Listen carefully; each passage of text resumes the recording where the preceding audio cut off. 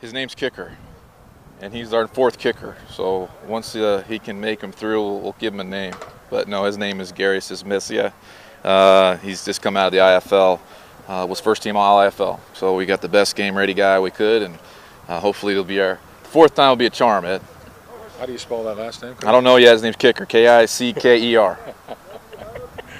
From what you've seen, can Kicker get the job done? You know, from what I've seen, like I said, he was first team All-League and very, very accurate in the IFL. And they don't have the net system in that league, but they do have the same 9-foot uprights there. And, you know, he's up in the 93%. So we're around 75, the bottom of the league on PATs. And it's critical right now that we find someone to be able to just kick it through. I mean, I think we lost maybe 2 games because of that, and that's disappointing. So we've got to, you know, hopefully this is our final kicker we'll have.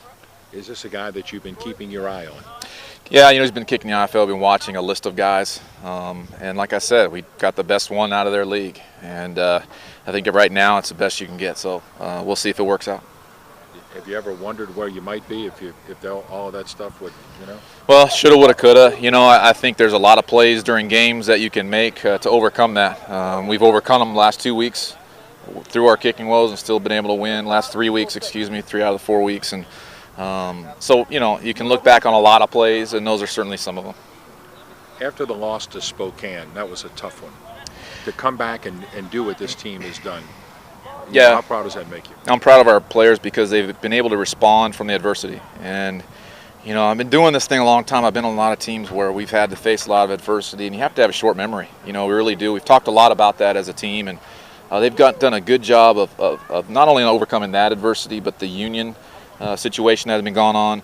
They've done a good job of, you know, remaining, you know, focused on what we're really trying to do and get better each week, and that's paid off certainly now. Jacksonville losing that game over there after being up 37-14 in the second half. More than any other loss, that one probably has to gall you the most. Yeah, it was painful. You know, it's a division game. We had a great lead. You know, and even back then it was somewhat early in the season. We had some guys cheering in the second quarter like, wow, we got these guys. And I'd turn around and say, no, we don't have these guys. This is arena football, and so anything can happen. You know, I think it paid off later for us when we played Orlando the first time. We got down from not getting the onside kicks, and we fought back from, I think, a 20-some-odd point lead and won. So it's been a learning process, and the key for us as coaches is we've talked about wanting to get to that point where we're not teaching as much as now we could coach.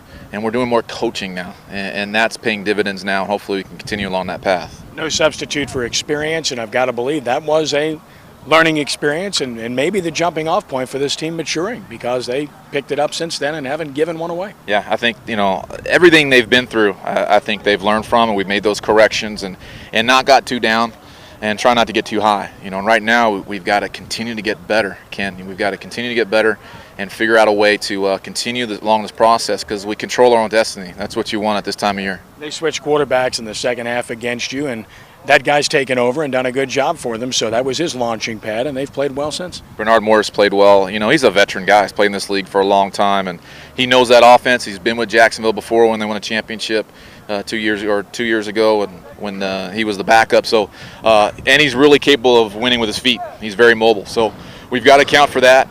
And it should be a great challenge. It's a good football team we're playing. This will be the biggest game of the year. And we talked about it. You control your own destiny. You've still got Tampa Bay to play, obviously. You've still got Jacksonville to play, obviously. And you still got Georgia to play. So this is a huge game. It's for first place. And this is one that if you win this one, you get a leg up. It's a big game. It's exciting. It's neat we get to come back home. Guys have played pretty well on the road. Last time at home, we played a tough opponent, tough loss against San Antonio. So I believe our guys will be hungry to get back in the graveyard. We need our fans, Ken. We need our fans to fill that arena up, and we need them loud. We need them now more than ever, so hopefully they'll come out. And a thought on Courtney Smith, and you brought him in. He gets thrown in unexpectedly when you get a player ejected as a big game for you in that big win on the road at Cleveland, and then follows it up with a solid performance. This guy's intriguing. He's big. He's got huge hands, long wingspan. This is an intriguing player and a kid from New Orleans. Yeah, Courtney showed up about 5 or 6 weeks ago, and we've been training him and teaching him the game, and he's been patiently waiting for his moment. He's a guy that was in high school when Hurricane Katrina hit and lost his senior year, had to leave the state. He's had a lot of challenges there from a football standpoint, and it's great to have him step up and play the way he did, and it just makes our team better. You know, we get LJ back, we've got Courtney. We just added Chris DeVault to our roster from the CFL, so we're strengthening our team at the right time.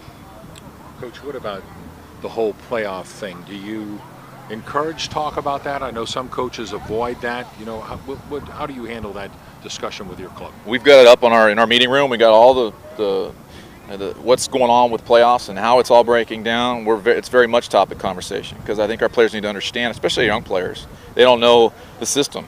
And once you get in it, it's 2 games and you're in the bowl. It's not like the outdoor game. So you've got to get in that tournament, and you've got to try to get that home game by winning your division. We control our own destiny to win the division. We win the division. We're at home in the graveyard, which is a great advantage, and it's just a great opportunity. So I think it's very important that they understand that. Thank you.